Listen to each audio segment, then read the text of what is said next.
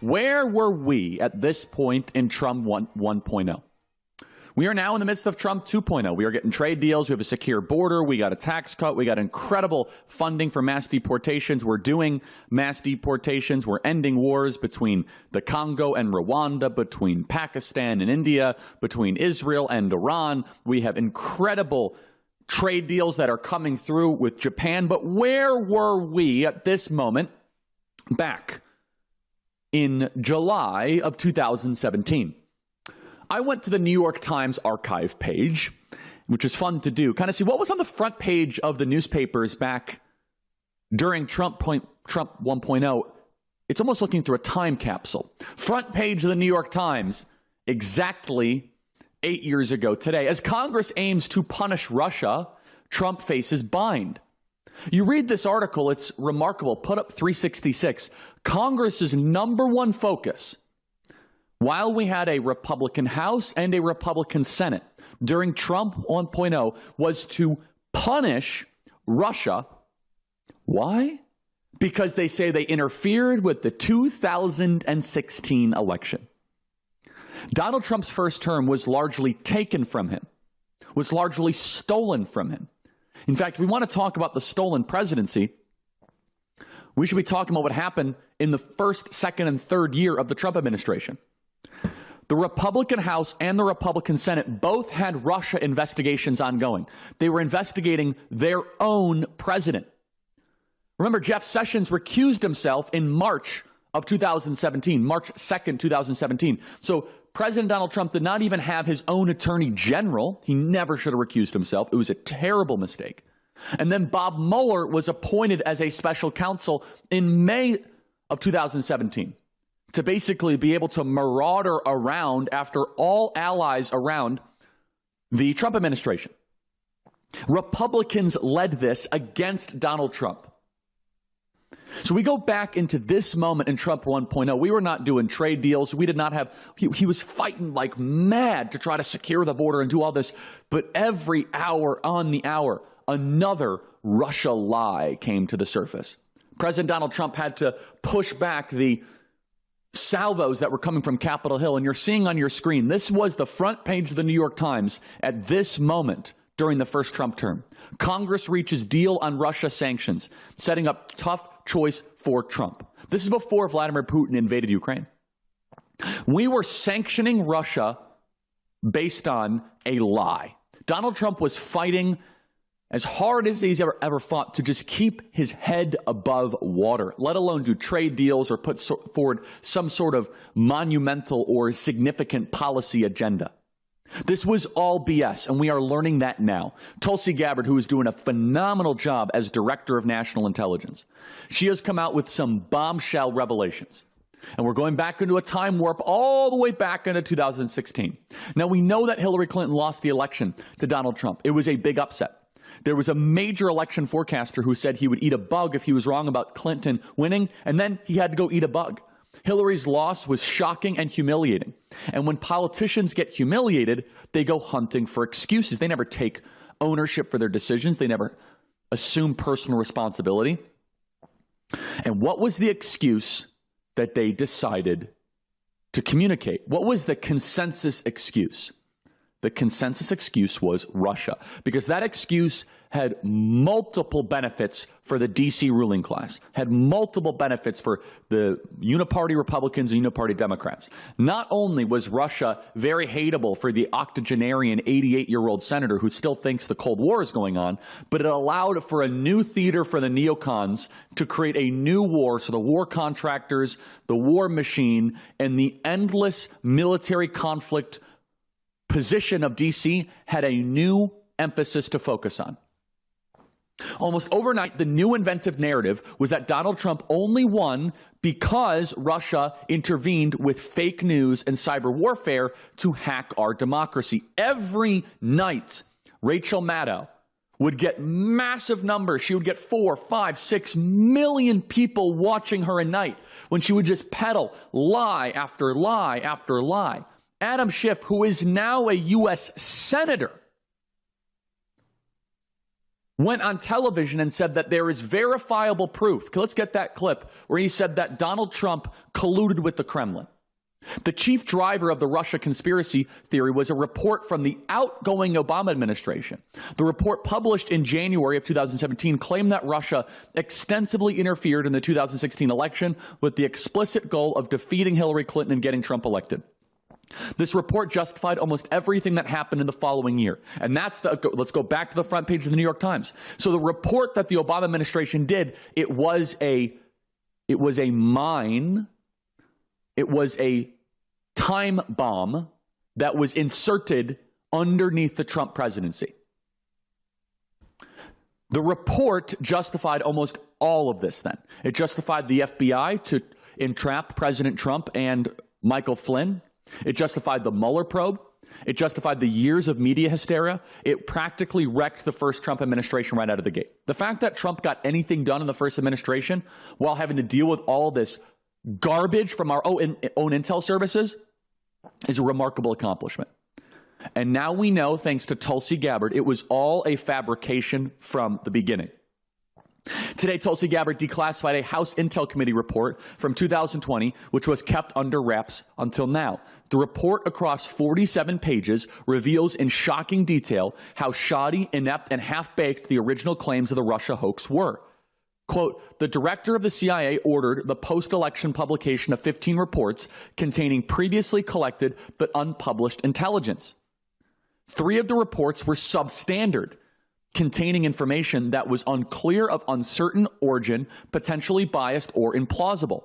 These 3 reports became the foundational sources for the intelligence community, saying that their judgments that Putin preferred Trump over Clinton.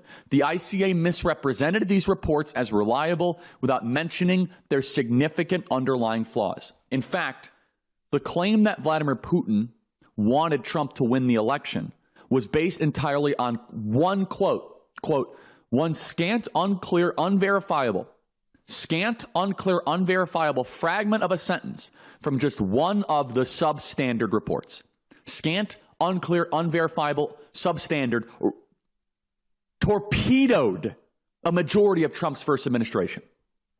This is what Russiagate was based on. And for those of you that don't remember this, I want to bring you back into that moment. We had a special counsel, Bob Mueller. We didn't have an attorney general. It's all the media cared about. And there were sanctions of a foreign country that we were preparing to go to war against, a kinetic part of a major war against Russia, all based on a lie from the intel services. Russiagate, that derailed the entire focus of our nation, was a legitimate conspiracy theory. It was a legitimate lie in front of us. They bugged Trump's phone calls. They impeached Donald Trump because of a phone call to Zelensky. A fragment of a sentence from one low-quality intelligence report of unclear origin. That's the only evidence the CIA ever had for Vladimir Putin wanting Trump to win in 2016. But that did not stop the entire Democrat base from getting behind it. It did not stop Rachel Maddow from getting record numbers every single night. It did not stop the Democrat Party from saying that the Republican Party was infiltrated with Russian influence. It did not stop the New York Times and every major outlet to drumbeat every day. It was a soft coup against popular sovereignty and against the will of the American people. You could make an argument that the first Trump administration was largely stolen from the American people. Yes, President Trump was allowed to remain as president, but he had to fight with every ounce of energy he had just to be able to survive. And we, the people, got hosed. We're going to talk more about this in a second. I want you to remember back of how sick and damaged things were back in 2017 because of this.